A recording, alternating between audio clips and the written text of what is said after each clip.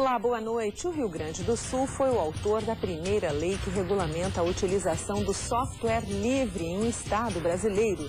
Softwares livres são programas que têm a vantagem de não terem proprietários. Não é preciso pagar por licenças para seu uso e é possível modificar e adaptar às necessidades de cada usuário. Os softwares livres são programas alternativos de computadores. Eles substituem os patenteados por grandes empresas, como a Microsoft. Podem ser instalados em qualquer computador e quantas vezes for necessário, sem precisar pagar nada. Funcionam nos mesmos moldes do Windows. Processam fotos, imagens, textos, acessam internet e e-mails. O GNU Linux, um dos softwares livres existentes no mercado, foi usado para produzir efeitos especiais nos filmes O Senhor dos Anéis e Titanic. Efeitos que não conseguiram ser feitos em softwares patenteados.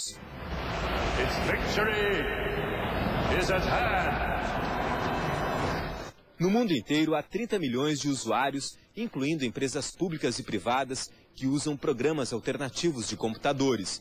No Brasil, ninguém sabe ao certo quantos são, mas o governo brasileiro paga por ano 1 bilhão e 200 milhões de reais por licença de softwares patenteados, dinheiro que poderia ser usado em outras áreas. Na Procergs, empresa de processamento de dados do Estado, o software livre já é uma realidade. A partir do sistema Linux, foram criados 2 programas, o Procergs Escola e o Direto. O Escola, que está em fase de experimentação, permite gerenciar a parte administrativa das escolas públicas. O Procergs Escola é a primeira ponta, vamos dizer assim, de um sistema integrado de automação de escolas. Nesse primeiro módulo, a gente vai estar falando daquela parte que a gente chama de retaguarda, controle de notas, de histórico escolar, etc.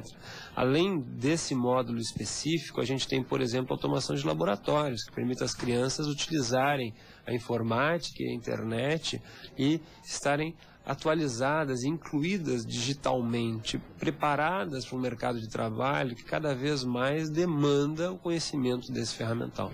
O Direto foi desenvolvido em parceria com o Instituto de Informática da URGS. É um sistema que reúne ao mesmo tempo e-mail, agenda e catálogo.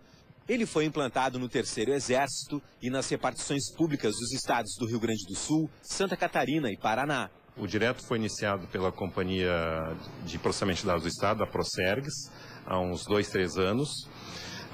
Ele é um software baseado na filosofia de software livre, ele foi feito com ferramentas de software livre e ele é um software livre. Hoje ele está disponível na internet, qualquer empresa ou mesmo um usuário comum pode baixá-lo sem pagar nada por ele e usá-lo livremente. Pode inclusive alterá-lo desde que siga as regras de software livre. O Direto é um software para empresas, a gente chama corporativo, de correio eletrônico, agenda e catálogo. Então ele funciona a modalidade cliente-servidor pela web. A empresa instala num servidor, que é uma máquina mais poderosa, instala lá o Direto e o usuário, através de uma outra máquina sua e pela internet, tem acesso ao seu serviço de correio. Pelo correio ele pode receber e enviar mensagens. Pela agenda, ele tem acesso, por exemplo, a uma agenda de sua e de outros funcionários da empresa. Ele, por exemplo, pode saber quais são, que reuniões e que horários livres têm os funcionários que estão no seu grupo.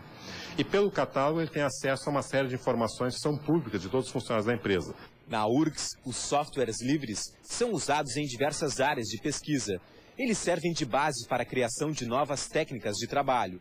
Nós temos utilizado software livre no ensino, como plataforma de ensino, né? Da mesma forma como nós também utilizamos software proprietário, porque nós precisamos manter essa característica de universalidade da universidade, de pluralidade, onde os alunos têm que ter o contato com todo tipo de software. Usamos como base, então, nas disciplinas de ensino e usamos como base também para pesquisa, desenvolvemos pesquisa em cima de software livre e desenvolvemos pesquisa alterando softwares já existentes, né? E na parte do ensino isso é importante para que os alunos consigam ter o entendimento de como funciona um sistema operacional, de como funciona um software existente, disponível no mercado, né? Para que possam, então, conhecer bem e saber fazer, trabalhar nessa área e continuar e melhorar aquilo que já existe. E de amanhã até sábado, no Centro de Eventos da PUC, em Porto Alegre, acontece a 4ª edição do Fórum Internacional de Software Livre, organizado pelo projeto Software Livre RS. O evento terá mais de 200 palestrantes e este é, então, o nosso assunto do Cidadania de hoje. E para conversar com a gente a respeito disso, estão aqui conosco nos estúdios da TVE, um dos coordenadores do 4º Fórum Internacional do Software Livre, o assessor técnico da Procenta, a empresa de informática do município de Porto Alegre, Marcelo Branco, e também o diretor de Software Livre do Sindicato das Empresas de Informática do Rio Grande do Sul, CEPRORGS, Claudimir Zavalik. E você que está aí nos assistindo, participa também conosco pelo nosso telefone, que é o 3230 1530. Eu começo dando boa noite aqui aos nossos convidados, perguntando então a um dos coordenadores do 4º Fórum Internacional do Software Livre. Daqui a pouco a gente vai saber tudo sobre o fórum. Mas antes, coordenador, quais as vantagens, então, que a gente pode dizer de se implantar um sistema de software livre? A primeira vantagem, e a mais óbvia, é a economia de custos. As licenças, hoje no Brasil, consomem, como falou a reportagem, cerca de $1 bilhão das nossas divisas. Isso equivale a quase o dobro do orçamento do Ministério da Ciência e Tecnologia, ou o dobro do que foi possível disponibilizar no orçamento federal para a campanha da Fome Zero, num país que 22 milhões de pessoas passam fome e 46 milhões de pessoas vivem com menos de $1 dia. Então nós estamos falando de um custo que não é só um custo de tecnologia, é um custo social bastante grande. Para os gaúchos também ter uma noção de o quanto significa uma única licença de software. Então, para um gaúcho... Seria da Microsoft, para um gaúcho ter direito, exatamente. Para um gaúcho ter direito a usar um computador, um pacote de escritório Office mais um sistema operacional, significa que os nossos agricultores têm que tratar a terra, plantar e colher o equivalente a 60 sacas de soja e exportar no mercado internacional para que a gente tenha direito a usar um único computador com um pacote de escritório. Então, possivelmente, toda a nossa safra de trigo, soja e milho, sejam insuficientes para pagar a quantidade de licenças necessárias para que os gaúchos utilizem computadores na internet. Então, o custo econômico é que dá a principal visibilidade. E o segundo, eu acho, o principal fator da vantagem do uso do software livre é a questão do conhecimento. A gente não quer ser simplesmente consumidor de uma tecnologia em que nós não dominamos, em que o segredo está localizado em laboratórios de empresas no hemisfério norte do planeta. Então, quando a gente fala de inclusão digital, não significa sermos apenas consumidores de uma tecnologia produzida no norte. Nós queremos também ter o direito de ter o conhecimento digital pleno, não só como usuários, mas como desenvolvedores, cientistas e pesquisadores dessa área. Isso só é possível com software livre. Então, duas razões assim, bastante significativas das vantagens, é exatamente a questão econômica e a questão do conhecimento científico. Agora, para o usuário normal, diretor, o software livre, ele facilita ou ele complica mais? Esse é um dos mitos que a gente tem que procurar desmistificar, que é a questão da facilidade de uso do software livre. O software livre, como qualquer tecnologia, ele surgiu com todas as suas deficiências, no sentido de haver uma ausência, lacunas muito grandes no sentido de aplicativos comerciais e aplicativos do tipo pacote Office. Com o decorrer do tempo, e a gente fala isso porque o software livre já é algo bastante maduro, nós conseguimos hoje encontrar no mercado um aparato muito grande de ferramentas de software que podem atender desde aplicações de geoprocessamento até as aplicações mais simples que você utiliza no seu escritório para fazer um texto, para mandar um e-mail. Então, a questão da facilidade de uso nós podemos considerar hoje como já um elemento que faz parte do dia a dia, do cotidiano de quem lida com software livre. Nós vimos em muitas comunidades se adotar o GNU Linux, adotarmos pacotes Office. O GNU Linux é o que existe em termos assim, do software livre mesmo, é isso? Explica pra gente, porque a gente não sabe muito bem, né? O que é, assim, por exemplo, o Windows, o que é o GNU Linux? Quer dizer, um é software livre, o outro é software proprietário, né? Exato. Então, para quem é leigo, assim, o que é o GNU Linux? Bom, o GNU Linux ele é um sistema operacional, assim como o Microsoft Windows, que permite que faz com que o seu computador funcione, né? Então, para fazer um computador funcionar, você precisa ter um programa que vai ser o responsável por gerenciar todos os dispositivos e a interação dos programas aplicativos com os periféricos, né? Então, você tem que ter um programa que controle quando você quer acionar uma impressora, quando você quer acender um ponto no monitor do computador. Essa é a função do sistema operacional. Então, para que um computador funcione, é necessário que exista um sistema operacional. No mercado da informática, nós temos uma cultura que o pessoal estava muito acostumado com a utilização do sistema operacional Windows, que foi o que se propagou mais facilmente devido às suas características de desktop. O sistema operacional Linux ele surgiu a partir de uma iniciativa de alguns programadores que estavam descontentes com a tecnologia existente do Windows. Por quê? Porque existia uma série de erros que atrapalhavam o trabalho do dia a dia dos profissionais. Quem já utilizou muito o Windows e conhece a famosa tela azul do Windows, sabe do que nós estamos falando. Então, um grupo de programadores começou a desenvolver um sistema operacional em cima de um conjunto de ferramentas, que são as chamadas ferramentas GNU, que foram desenvolvidas pelo Richard Stallman e seus colaboradores na Free Software Foundation. Uma vez que eles já tinham todas as ferramentas necessárias, só faltava um elemento-chave, que era o kernel do sistema operacional. E esse kernel foi construído com essas ferramentas GNU. O que é esse kernel, então? O kernel é o núcleo do sistema operacional, é o principal programa do sistema. A alma dele, vamos dizer. A alma dele, digamos assim.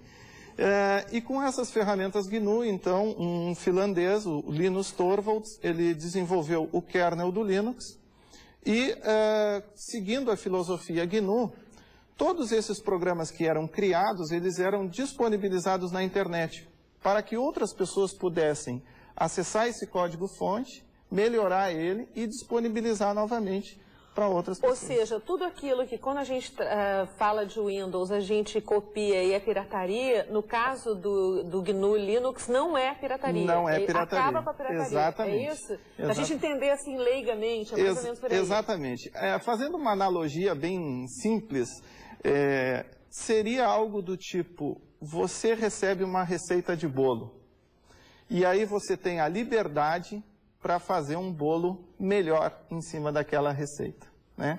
Então, é uma colaboração que há, uma interação muito grande que se dá, principalmente através da internet, entre todos os desenvolvedores de software livre no mundo. E assim, no caso, por exemplo, Marcelo, uma pessoa que trabalha com o software livre, né, com esse sistema operacional GNU Linux, ela pode acessar todos os tipos de programa e tudo que existe do mesmo jeito de alguém que tem o software proprietário? Sim. Não tem limite, assim? Sim. Não, eu trabalho com informática há bastante tempo, sou profissional da área há 25 anos. E fazem quase 5 anos que eu utilizo somente software livre e sou um usuário, digamos assim, full de computador, né? Uso bastante computador. Então... Tu pode dizer que és um hacker? Não, eu sou um usuário. Um usuário. O que é o usuário, o que é o hacker e o que é o cracker? Né?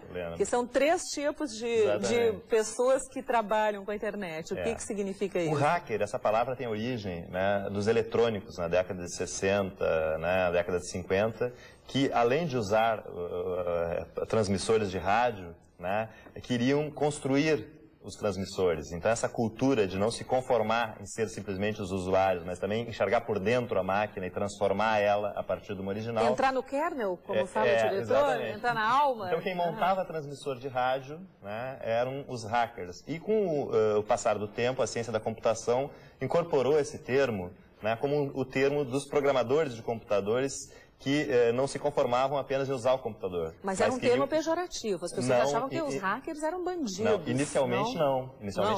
Os hackers foram exatamente aqueles que começram a construir os programas livres. A comunidade de software livre é uma comunidade de hackers.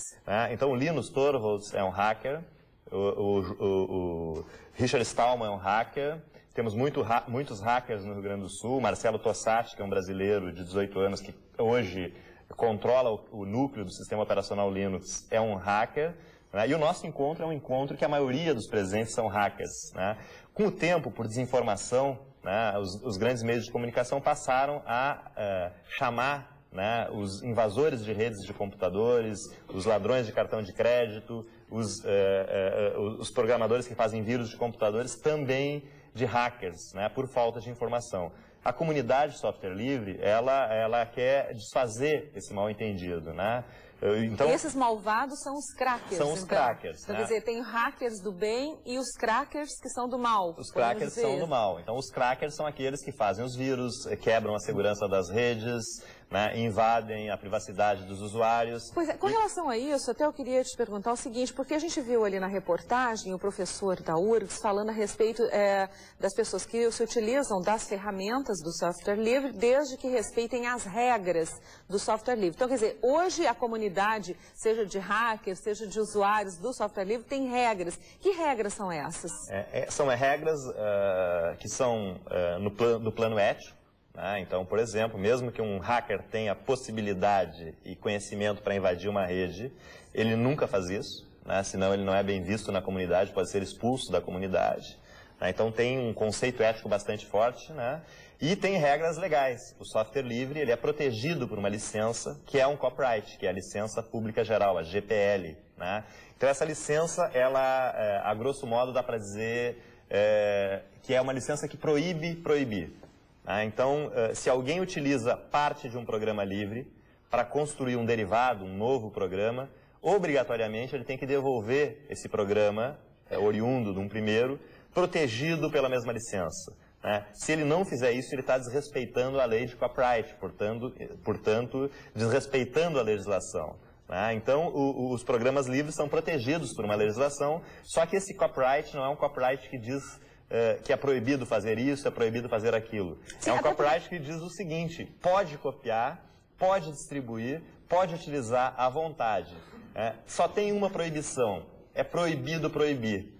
Se você pegar parte de um programa livre, obrigatoriamente o resto do teu trabalho desenvolvido a partir do original tem que ser desenvolvido de forma livre. E é este segredo jurídico que faz com que o software livre cresça hoje 10 vezes maior do que o software proprietário. Um exemplo que foi colocado aí na reportagem, estes filmes, no caso o anterior, o filme Titanic, também foi feito usando software livre.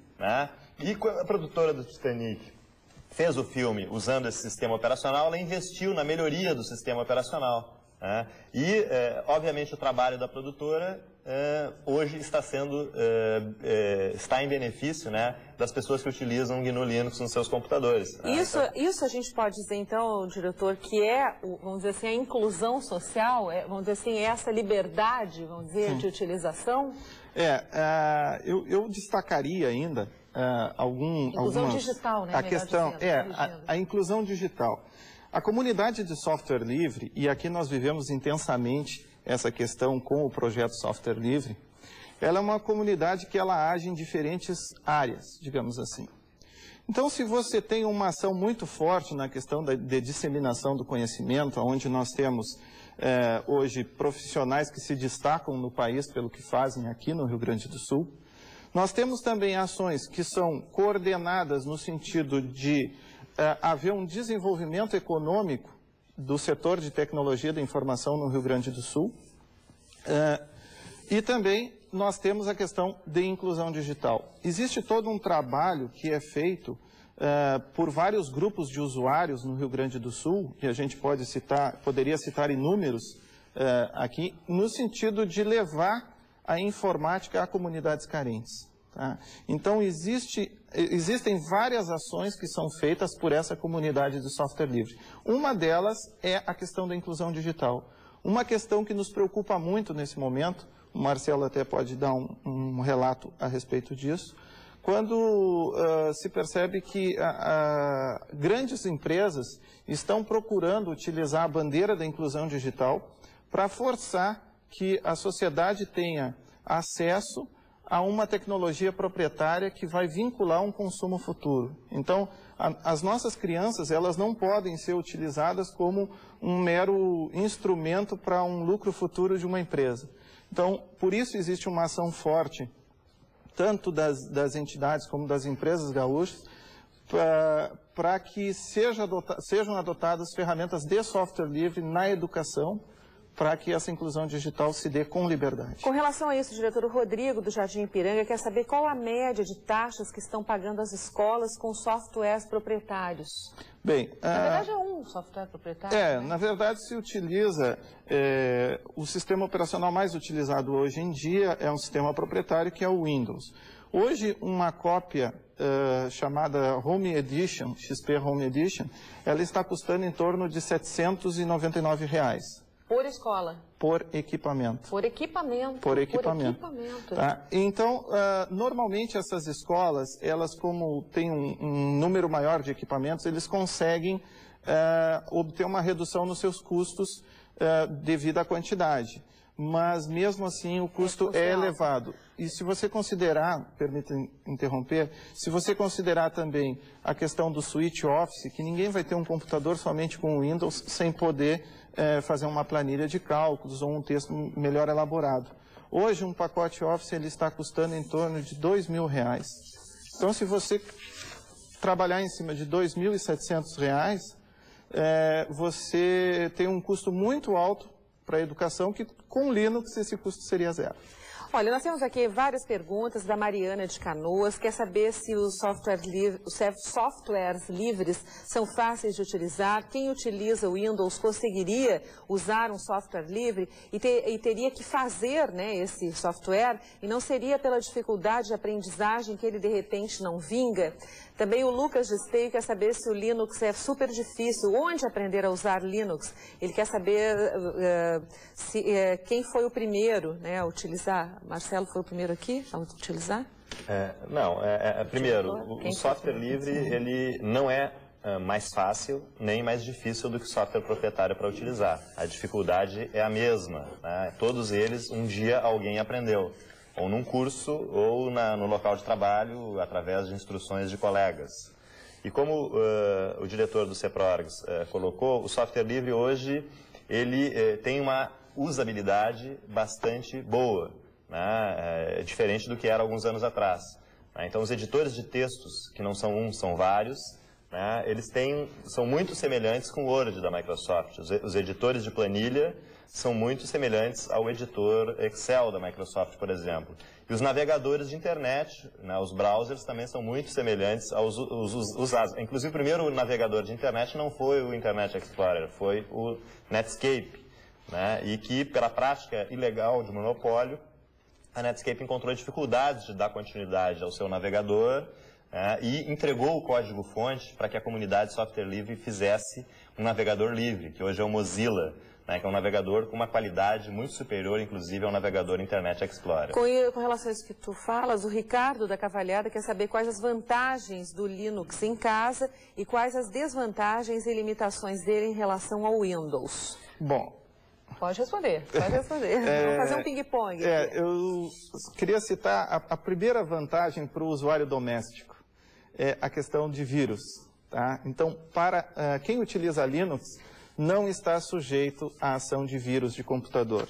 Hoje nós convivemos aí, infelizmente, com mais de 60 mil tipos de vírus de computador, e esse seria, então, um dos elementos favoráveis à adoção do Linux. Um outro elemento que também tem que se destacar é a questão do pacote Office hoje. Hoje você já tem um pacote chamado OpenOffice, que ele consegue atender as necessidades que as pessoas têm, que só teriam atendidas com pacotes da Microsoft. Então, o OpenOffice é uma ferramenta livre para edição de textos, planilhas, apresentações, que atende a praticamente toda a necessidade do usuário doméstico. O Nelson de Cachoeirinha quer saber se o Matrix é um software livre. Não, Matrix é um filme, né? Só que como qualquer filme hoje em dia, exige uma tecnologia de computadores para fazer os efeitos especiais. E neste caso, esse filme foi feito, né, em cima do sistema operacional Linux, exatamente por ele ter uma qualidade superior para esse tipo de trabalho do que o software proprietário, no caso o Windows da Microsoft. E ter a vantagem, né, de que se ele não cumpre alguma das tarefas e dos requisitos exigidos pela produção, basta a produção contratar um programador para fazer o software fazer exatamente aquilo que ele deseja. E a Júlia de Ipanema, diretor, quer saber se tem que pagar para se obter algum software livre. Bem, nós temos duas situações na questão do software livre. O software livre, você tem ele disponível na internet, você pode simplesmente fazer o download e instalar no seu equipamento. Claro que em situações, o usuário doméstico, ele pode tranquilamente fazer isso. Só que existem situações em que você tem, por exemplo, uma empresa, uma corporação, que necessita que esse trabalho seja acompanhado por um técnico. Então, nesses casos, a gente indica que, se for para um uso empresarial, né, que seja contatada uma empresa, o CEPRORGS, que é o Sindicato das Empresas de Informática, dispõe de um grupo de empresas capacitadas a atender qualquer demanda na área de informática, inclusive de treinamento, como citou um telespectador, que vai poder dar, então, um atendimento profissionalizado nessa área. E mais informações, então, no 4º Fórum, é isso, de software livre? Começa amanhã, vai até sábado, na PUC. Quem vai participar? Quem são os palestrantes? Qual é o tema? Em torno do que vai girar, então, coordenador? Eu acho que é importante porque este evento é o maior evento de tecnologia da informação do estado do Rio Grande do Sul. E é o maior evento de software livre da América Latina. Então, nossa cidade, né, tem a honra de receber cerca de 3 mil participantes de 10 países, cerca de 250 palestrantes. Então, é um momento bastante rico de troca. 750 palestrantes? 250 palestrantes. Não, já estou aumentando aqui o número, desculpa. E eu acho que é importante que esse evento ele não é só para profissionais de informática. Ele tem a questão dos tutoriais, que são 6, nós temos 6 auditórios simultâneos. Né? Então, em alguns auditórios vão estar acontecendo palestras mais para especialistas de informática. Em alguns auditórios vão estar acontecendo palestras para aqueles que querem conhecer o software livre, tomar contato com o software livre. Em outros auditórios vão estar acontecendo casos, isso é, empresários que querem fazer a migração para software livre vão poder ter relatos de outros empresários, de outras empresas que fizeram essa migração com sucesso e receber esses relatos de casos como exemplo. E esses relatos vão ser dados pelos maiores especialistas do mundo nessa área de software livre. Além disso, também, este ano, é bastante importante, nós vamos ter 20 empresas gaúchas que já estão ganhando dinheiro com software livre a partir do projeto Software Livre RS, mostrando em stands o seu trabalho, os seus produtos, para que esses 3 mil congressistas possam conhecer melhor o trabalho das empresas gaúchas, liderada pelo CEPRORG, Sindicato das Empresas de Informática. Então, junto com empresas gigantes como a IBM e como a Cisco, nós vamos ter empresas gaúchas lado a lado, né, mostrando o trabalho dos gaúchos nessa área de software livre. E quem quiser se inscrever pode chegar lá, paga quanto? As inscrições para estudantes são R$30 e para não estudantes R$60 e podem ser feitos pela internet através do nosso site www.softwarelivre.org/Fórum 2003 www.softwarelivre.org/Fórum 2003 ou no local. Ou no local. Né? Nós estamos com uma estrutura bastante grande, está bastante bonita a PUC. E para participar da feira, na mostra de soluções, né, e conhecer o ambiente, não necessita pagar nada. Então a gente convida aí todos os gaúchos e as gaúchas amanhã se dirigirem à PUC, na sexta ou no sábado, para ver aí o que é esse mega evento que nós vamos estar fazendo aqui no nosso estado. A partir de que horas? A partir das 9 da manhã. 9 da manhã. Tá bom, então. Muito obrigado, coordenador, diretor. Muitíssimo obrigada pela presença, pelas explicações aqui. Ficamos sabendo tudo a respeito de software livre. Muito obrigada a todos vocês que estiveram participando conosco do programa Cidadania de hoje, que vai ficando por aqui. Amanhã, no Dia Mundial do Meio Ambiente, nós estaremos falando sobre este assunto. E fique agora com mais um episódio do National Geographic. Hoje você vai conhecer pesquisas feitas por cientistas australianos em busca de um novo tipo de morfina. Então, uma boa noite e até amanhã.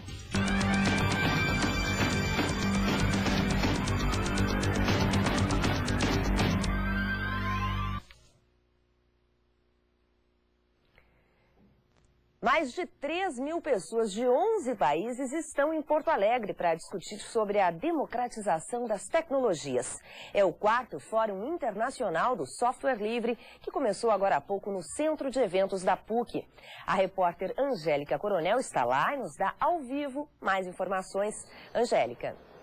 Na verdade, 14 países participam aqui do 4º Fórum Internacional do Software Livre, Lúcia, que tem a missão de debater como os sistemas de informática podem libertar, ajudar os países do hemisfério sul a se libertar da dependência que muitos deles têm de empresas norte-americanas e europeias com relação ao software. Aqui comigo o Mário Tesa, que é um dos coordenadores do projeto Software Livre, um dos mentores desse fórum.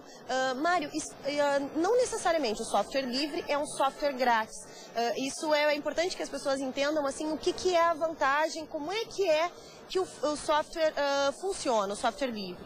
O software livre, a principal característica dele é dar a liberdade para o consumidor, a liberdade para o usuário, a partir do momento que adquiri-lo, de fazer o que quiser com esse software. Pode instalar em uma máquina, em 10 máquinas, em 1000, distribuir para os amigos, alterar o código, porque o código do software vem junto com o software livre. Então, software livre não é sinônimo de software de graça, até porque as nossas empresas gaúchas, os pesquisadores, as pesquisadoras precisam sobreviver. Software livre é sinônimo de liberdade, de poder de manipulação, de criação e de acúmulo, que é das várias pesquisas em anos e anos que temos desenvolvido no mundo inteiro e agora no Rio Grande do Sul como um polo mundial de software livre. Isso sem a pessoa ser acusada ou ser enquadrada como pirataria. Exatamente, essa é a grande solução para a pirataria. Nós também somos contra a pirataria. Nós não achamos correto que as pessoas pirateiem software. Nós achamos que as pessoas devem utilizar software livre como uma alternativa tecnológica de alta qualidade e de baixíssimo custo.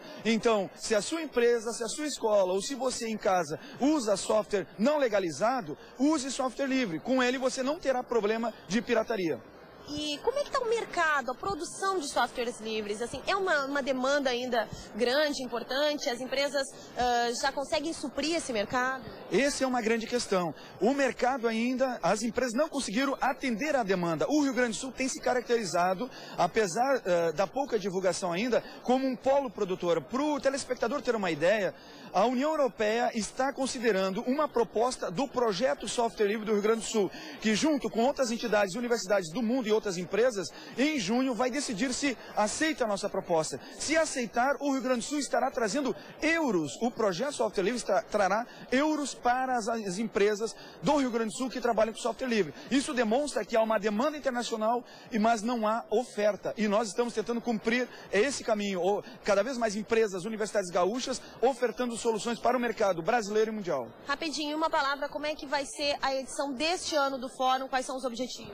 Os objetivos é somar as universidades, temos um caderno produzido, as empresas privadas, temos uma amostra com mais de 20 empresas, pesquisadores e grupo de usuários. Serão mais de 3.000 pessoas de 14 países, 40 caravanas, 2 aviões fretados e que até sábado estarão aqui confraternizando. Se você que está vendo agora, venha, pode se inscrever ainda e até sábado ainda vai ter uma grade muito legal. Bom, muito obrigada, Mário. Então nós vamos ver como é que foi a solenidade, o começo dessa primeira manhã do fórum aqui no Centro de Eventos da PUC. O credenciamento para os participantes iniciou pela manhã. São esperadas 3.000 pessoas, mesmo número da edição do ano passado. Nos 3 dias de encontro no Centro de Eventos da PUC, devem acontecer workshops, apresentação da implantação de casos de software livre em empresas e órgãos do governo e palestras, como a do norte-americano Bidale Garby, representante de uma das maiores empresas do ramo de informática, a Hewlett-Packard. Na abertura oficial, a ausência foi do presidente do Senado, José Sarney, mas o presidente do Instituto de Tecnologia da Informação, Sérgio Amadeu da Silveira, confirmou a intenção do governo federal de estimular o software livre no país. Vou dizer uma coisa aqui para vocês. Agora isso é política de governo. Já o governador Germano Rigoto disse que o Estado deve continuar investindo no software livre. O software livre ele tem algo que significa a redução de custo, que significa a liberdade de aproveitamento do software e não com aqueles balizamentos que existem hoje, que é só o valor que determina a utilização do software. Eu acho que essa questão tem que ser aprofundada e nós temos que avançar mais do que avançamos com relação ao assunto. Mas um debate como esse, ele é importante porque ele permite esta visão mais ampla do que representa o software livre.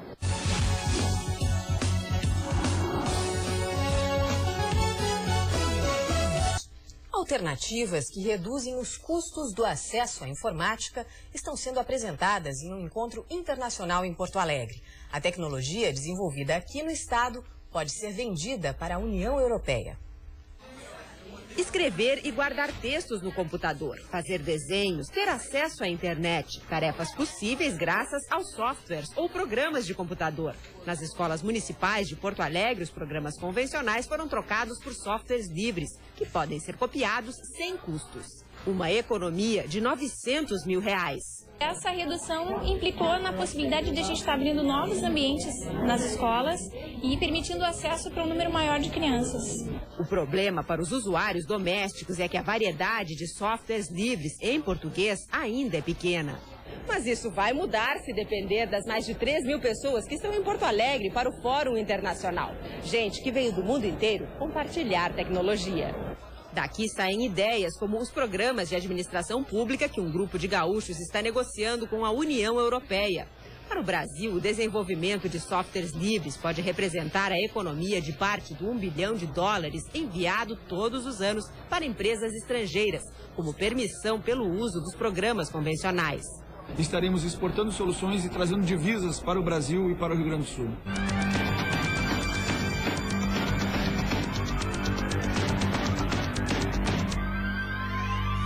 O Fórum de Software Livres na PUC discute experiências de empresas que economizaram gastos com esses programas de computador. O movimento a favor desse tipo de sistema de informática cresceu há 20 anos. Ganhou impulso com a internet e pode ser decisivo para que um número maior de pessoas tenha acesso aos benefícios do mundo virtual. O tema Derrubando Fronteiras, Desenvolvendo Tecnologias remete a uma nova concepção sobre o uso da informática. Os softwares livres não precisam ser comprados. As cópias são distribuídas gratuitamente. O programa é desenvolvido em conjunto por usuários espalhados pelo mundo todo. Em geral, os aplicativos podem ser baixados da internet em sites específicos.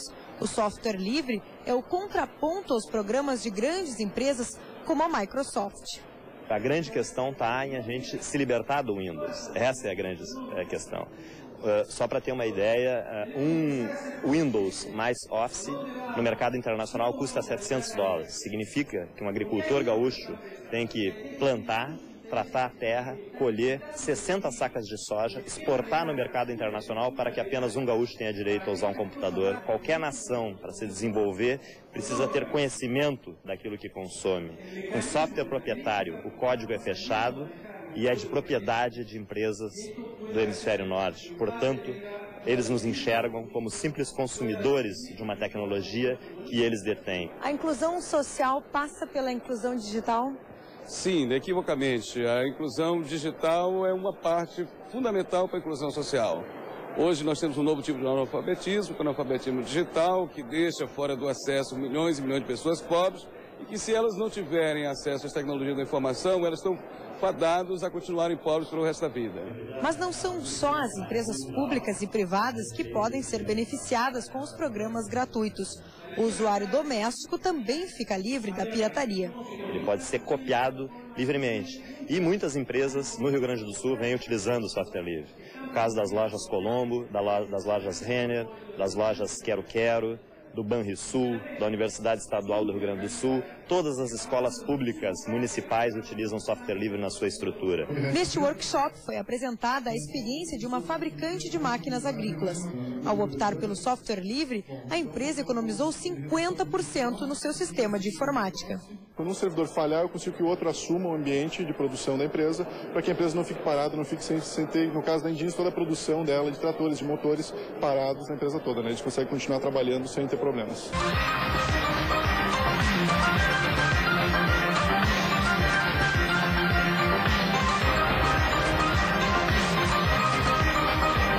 E esta notícia é importante de hoje, ou seja, a fábrica da Dell Computers, lá na Índia, uma das potências mundiais dos programas de computadores, implantará uma tecnologia brasileira, Connect, para rodar o seu portal corporativo.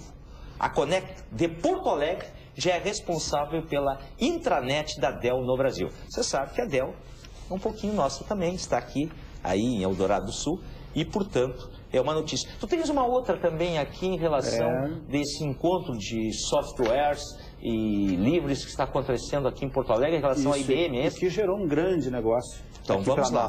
Um acordo de cooperação mútua firmado hoje entre a PUC, a Prefeitura de Porto Alegre e a IBM, que vai garantir a instalação de um centro de desenvolvimento de software livre aqui em Porto Alegre. O centro pretende criar programas de gerenciamento de tecnologia, baseando-se no sistema Linux, através de plataforma Tivoli da IBM, que vem investindo nesse sistema desde 99. Essa unidade, que vai funcionar na PUC, que vai integrar um projeto maior, oferecerá os recursos da Procempa e compartilhará seu conhecimento na área de tecnologia. Olha a cooperação da Procempa, da Prefeitura, através da Prefeitura. Os investimentos da companhia estão estimados para os próximos 2 anos em mais de $1 bilhão em plataformas de softwares livres. Essa cidade, Porto Alegre, foi escolhida por ser um centro tecnológico bastante avançado nessa área. Segundo, em Munique, na Alemanha, a IBM teve iniciativa no mesmo sentido, conveniando com a Prefeitura, e os resultados foram altamente positivos, como certamente serão aqui para nós, né? Programas de computador distribuídos gratuitamente pela internet substituem com vantagens produtos desenvolvidos por empresas comerciais. Os benefícios do sistema foram debatidos no 4º Fórum Internacional de Software Livre. O evento, que terminou hoje em Porto Alegre, é o maior do gênero na América Latina. Mais de 3.500 especialistas em informática discutiram esta semana em Porto Alegre as vantagens do software livre. Os software livres são programas de computadores para ser usado para qualquer propósito, editor de texto, editor de fotografia, editor de planilha. Com diferença, eles podem ser copiados livremente. O software proprietário, isso é crime. Para utilizar programas desenvolvidos por empresas, é necessário pagar uma licença. O Windows, por exemplo, custa em média R$400. Já o software livre está disponível gratuitamente na internet. Das 92 escolas municipais de Porto Alegre, 90% já usam o software livre. As demais estão em processo de implementação. Isso representa uma economia para a Prefeitura de quase R$1.700.000. Mas as vantagens não são apenas financeiras. O software fechado ele já está pronto, ele vem em um pacote, né, de aplicativos, onde o aluno vai usar exatamente o que eles disponibilizam. E no livre? No livre ele pode propor modificações, ele pode inclusive participar dessas modificações, uma vez que o código-fonte é aberto. Nesta escola, o software livre é usado há 4 anos. Os 16 computadores funcionam com um sistema operacional Linux. Esta turma de primeira série está recém-aprendendo o alfabeto e já recebe noções de computação. Eles vão entrar já no mercado conhecendo o sistema Linux, né, conhecendo bem a diferença entre o Linux e o Windows, e eles vão poder trabalhar com isso mais adiante. E vão poder também, como muitos já falaram, desenvolver softwares, né, com base no sistema Linux. Meu pai já gosta que eu compute para mim aprender, porque quando eu fizer mais, se tiver mais um pouco grande, até que eu já vou estar atendendo um balcão, porque meu pai vai fazer uma loja, entendeu?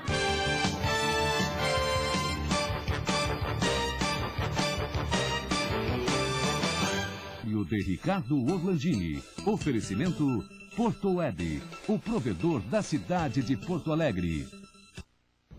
Boa tarde, amigos. Mais um sucesso, o 4º Fórum Internacional do Software Livre, que acabou no sábado. Mais de 4.000 participantes no final da história e já indicando que software livre é coisa séria. Está conosco o Paulo Guerra, diretor da Treinar Online, que também esteve lá passeando pelo fórum. O que você está achando desse movimento todo? Que agora eu acho que deixa de ser movimento já é uma coisa muito séria, né, Paulo? Boa tarde. Ele se consolida realmente como um evento aqui em Porto Alegre como um centro de atenções nessa área de software, né? E o software livre consolida-se como uma nova ferramenta, uma nova tecnologia que aí está à disposição do mercado, dos negócios, enfim. O software livre veio para ficar realmente. Ô Paulo, mas nesse mercado todo precisa qualificação. E a Treinar Online está fechando agora, eu acho, sexta-feira, né? As inscrições para um curso, eu acho que é fantástico, na área de consultor de negócios em telecomunicações e TI, né? Como é que está o andamento disso? Na próxima sexta-feira começamos na PUC o curso de consultor de negócios em telecomunicações e TI. Ele é um curso que visa a formação de profissionais de vendas nessas áreas que hoje realmente são bastante necessários, tanto o conhecimento técnico quanto o conhecimento de vendas, a postura de um vendedor. Então nós temos esse curso começando na sexta-feira, as inscrições estão abertas lá na PUC e com certeza ele vai dar uma formação bastante completa para todo aquele profissional que deseja ingressar na área ou que já está na área e quer se aperfeiçoar na venda de produtos e serviços de tecnologia. Ô Paulo, sempre vale lembrar, este mercado é um dos que mais cresce no mundo, é isso? Ele há alguns anos já, telecomunicações já teve um crescimento espantoso nos últimos anos. Tecnologia da informação continua crescendo, não parou, e a gente vê amostras disso, como essa do software livre, com quantidade muito maior de pessoas participando esse ano do fórum. E isso só demonstra o crescimento cada vez maior da área de tecnologia da informação, que a tendência realmente nos próximos anos é continuar crescendo e cada vez mais. Bom, obrigado, Paulo. E as inscrições, então, para este curso de consultor de negócios e telecomunicações e TI podem ser feitas lá no prédio 40 da PUC.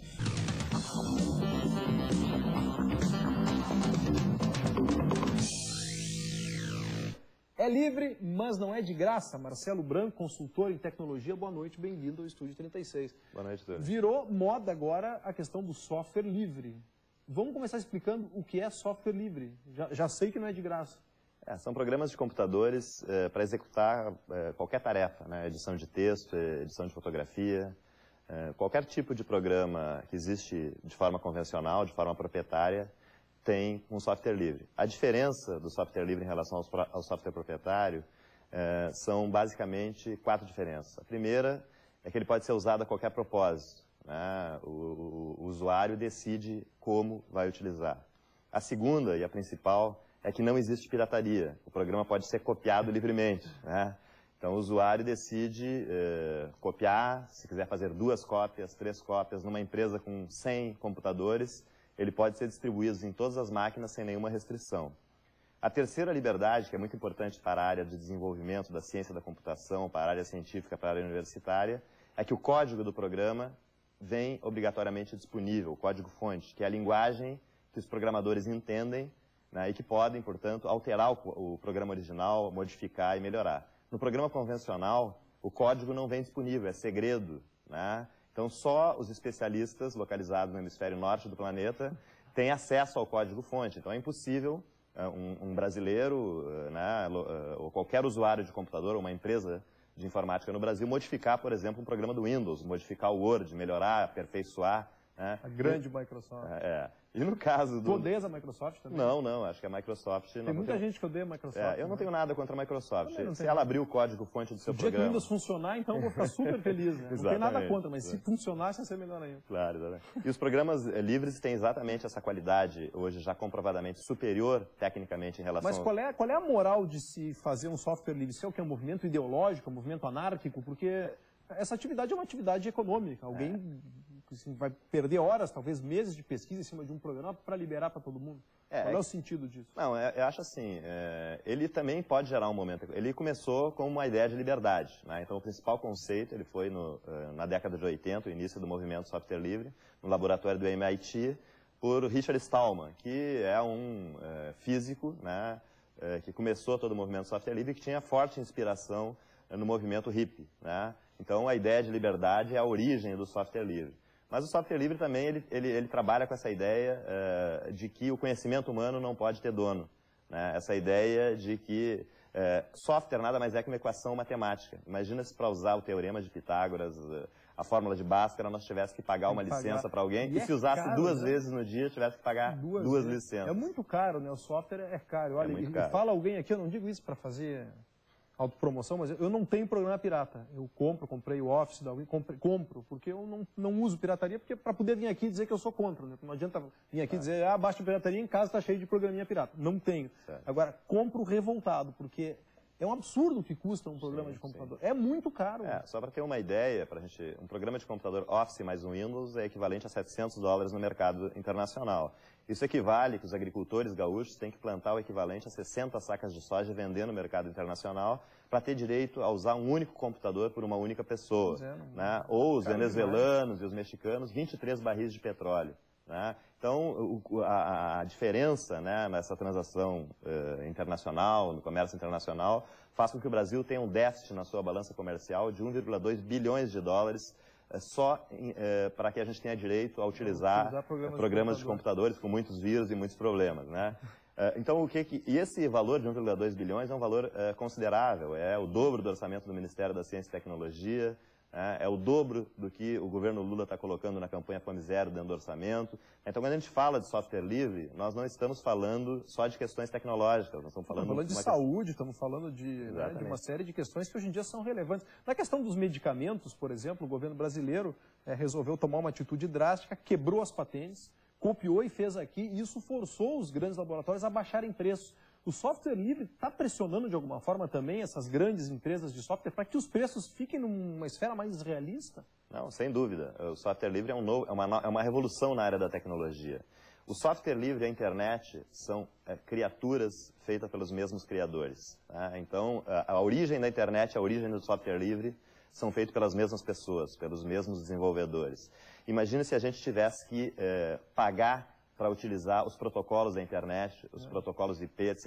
Então, o que a gente diz? HTTP. O código-fonte, né, que é o código do programa de computador, que hoje é vendido em forma de licenças pela indústria monopolista, né, ele impede o crescimento do mercado de informática, né, porque ele impede que a gente possa ter mais usuários, né, e que o verdadeiro negócio da informática não é vender uma licença de uso do programa, né? É o que está agregado a esse valor, são os serviços de prestação de serviço, manutenção, cobra, suporte. Mas cobra algo que se possa pagar, né? Eu acho assim, não deixa de ter um quê de propriedade intelectual, alguém sentou, alguém desenvolveu, alguém criou, é um produto, tudo bem, mas $700, isso aí é dentro da realidade americana, tudo bem, agora para o resto do mundo nós ficamos aqui a ver navios, ou pirateando, o que está errado. Né? Tá errado. E num país de excluídos digitais, apenas 8% dos brasileiros têm acesso aos computadores. Então, se a gente fizer uma matemática simples, vamos dobrar o número de brasileiros com acesso a computadores. 1,2 bilhões vai para 2,4 bilhões. Metade usa software pirata. Né? Então, vamos legalizar o software pirata. 4,8 bilhões de dólares. Então, falar em inclusão digital no Brasil, utilizando software com licenças proprietárias, é praticamente impossível. Por isso, quando a gente fala inclusão digital e software livre estão intimamente ligados, porque existe a possibilidade, ao mesmo tempo que tu aumenta o número de brasileiros com acesso, incluídos digitalmente, com acesso ao conhecimento digital, ao mesmo tempo tu desenvolve uma indústria nacional de informática, porque esses bilhões de dólares que a gente envia em forma de royalties, né, para as nações e para as corporações do Norte, podem desenvolver empregos no nosso país na indústria de informática nacional. Isso não significa uma reserva de mercado, porque o software livre é a coisa... pensando naquela reserva lá e o preço que nós estamos pagando até hoje por isso. Software livre é o contrário, é abrir as fronteiras do Brasil para o conhecimento internacional, porque o software livre é desenvolvido por uma comunidade internacional. Só o sistema operacional GNU Linux hoje tem quase 400 mil desenvolvedores desenvolvendo simultaneamente 24 horas por dia ao redor do mundo. Vai na internet, baixa o programa e pode usar sem problema. É uma comunidade bastante organizada. O Linux é o maior, assim, o maior polo de radiação de software livre. O GNU Linux é o sistema operacional mais utilizado, né? Mas em cima dele correm vários outros programas, né? Editores de textos, editores de fotografia. Quer dizer, o Linux é o similar ao Windows no software livre, seria isso? Não? Exatamente. É o irmão livre. É o irmão livre. É o irmão anarquista do capitalista do Mauricinho Windows. Exatamente. E tem outros sistemas operacionais, mas sem sombra de dúvida o GNU Linux foi o que teve o maior o maior crescimento exatamente por ter o maior número de desenvolvedores. Então, por isso que ele se tornou um programa hoje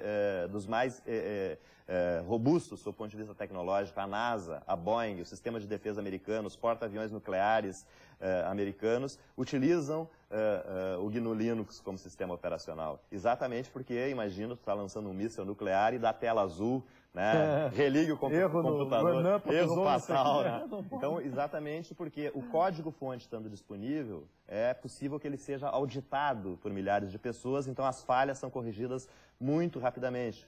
Com software livre, por exemplo, não há vírus. Uma rede com software livre não tem infecção de vírus. Por quê? Por duas razões. Uma, por uma questão subjetiva. O cracker que faz o vírus, ele quer notoriedade, né?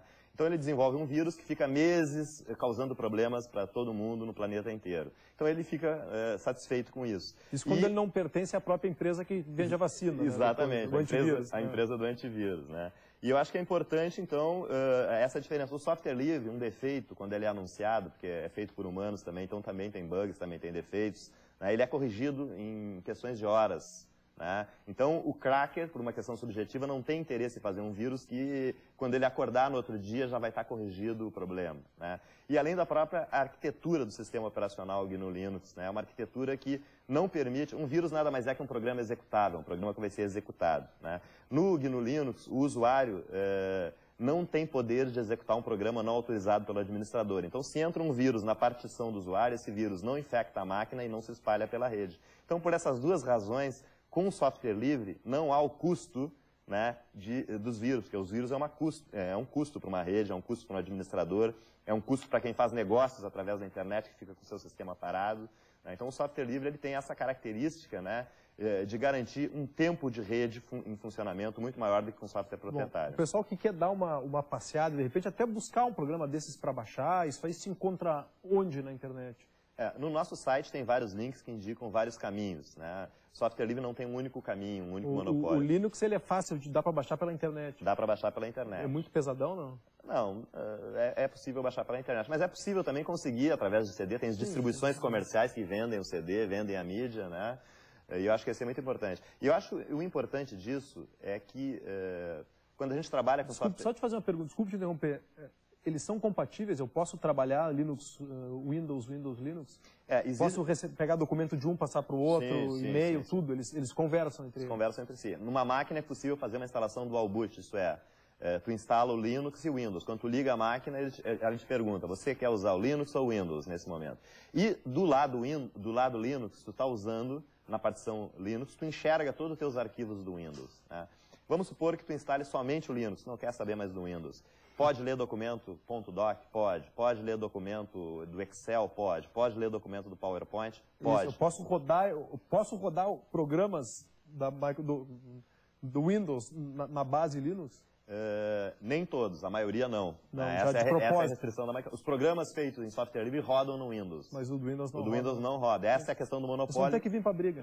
Vão ter que vir, né? Agora, os formatos de arquivos são perfeitamente compatíveis. Né? Então, se tu tem todo o teu legado de formatos de arquivos feito na plataforma Microsoft, ou se tu recebe de um usuário que tem o Windows um documento, tu pode abrir tranquilamente na plataforma livre, sem nenhum problema. Bom, Marcelo, tu irias dar um endereço de um site quando eu te interrompi abruptamente. Isso. É www.softwarelivre.org, que é o site do Projeto Software Livre do Rio Grande do Sul, né, que é um projeto que nós criamos em 1999 e que, a partir das nossas iniciativas, o Rio Grande do Sul hoje é uma referência internacional no uso do software livre, no desenvolvimento de software livre.